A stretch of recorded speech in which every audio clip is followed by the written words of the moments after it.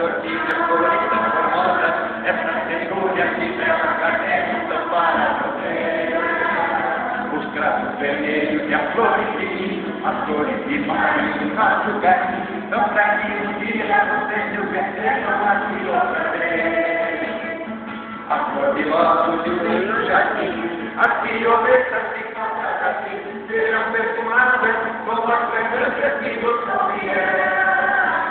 Temos 11 horas para fora daqui e agradecemos pelo seu caminho em nosso jardim.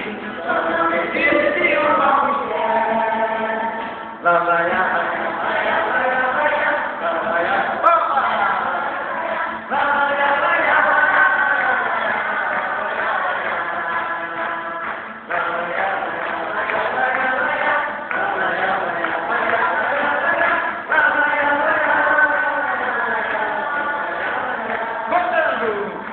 A flor de malvaria, a maquinória toda colorida, o rio branco e a flor de milho.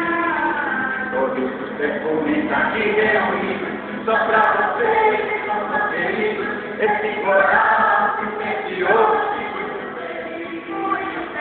Que Deus ilumine o vosso caminho, que o vosso lar se transforme em mim, onde o amor não diz a concessão. Vamos nossos corpos com sinceridade, vamos seguir e mesmo saudade, pois você já mora em nosso coração. Que Deus ilumine o vosso caminho, que o vosso lar se transforme em mim, onde o amor não fica concessão. Vamos nossos corpos com sinceridade, vamos seguir e mesmo saudade, pois você já mora em nosso coração. Agora,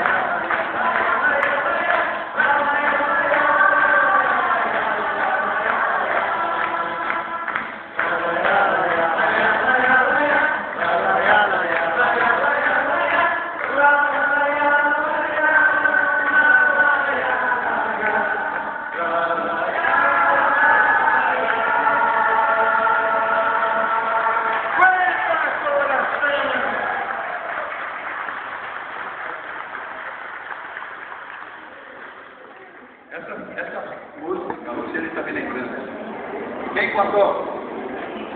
Hã? Fala, quem contou?